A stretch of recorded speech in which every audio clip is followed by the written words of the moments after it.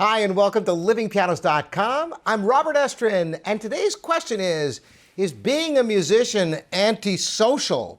Some of you might be thinking, that seems like the opposite of what music is all about. After all, you see groups of musicians playing together, whether it's a symphony orchestra, chamber music, or even a rock band. You see a camaraderie, and you must think, being a musician is all about being social. After all, you get together with other musicians and you have to sense each other and give and take and all of that's involved. So what could I possibly be talking about? How could music possibly be antisocial? Well, truth be known, in order to get on a high level on an instrument, whether it's the piano, the violin, the trumpet, it really doesn't matter what instrument it is, it requires countless hours of solitary practice. So indeed, you have to strike a balance in your life as a musician because you'll never develop the technique and the repertoire to be a really fine musician without spending all that time alone.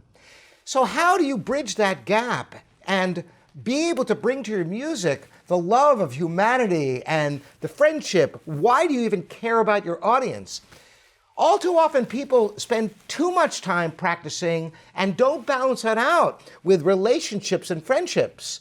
Because while playing in a musical organization, whether it's singing in a choir or playing in a band, it doesn't really give you the same type of relationship that you get when you're actually having friends, one-on-one or small groups where you really get a chance to explore each other. So indeed, as musicians, we have to remember to get out of our practice rooms and, be social, make friends. After all, you have to care about people in order to be a great musician, because you can have all the fingers in the world and repertoire, technique, and all of that. But if you don't care enough to share something meaningful, then what is it all for? So that's the answer for musicians. Of course, playing in groups gives you a different type of relationship with people that's focused on the music, naturally. But as a musician, remember to balance your intense practice and that lonely time we must all spend learning music and perfecting our techniques. Balance that out with relationships with people and you'll be richly rewarded.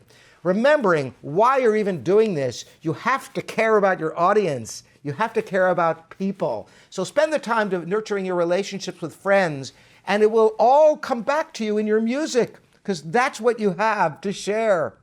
Thanks so much for joining me again. I'm Robert Estrin here at livingpianos.com, your online piano store.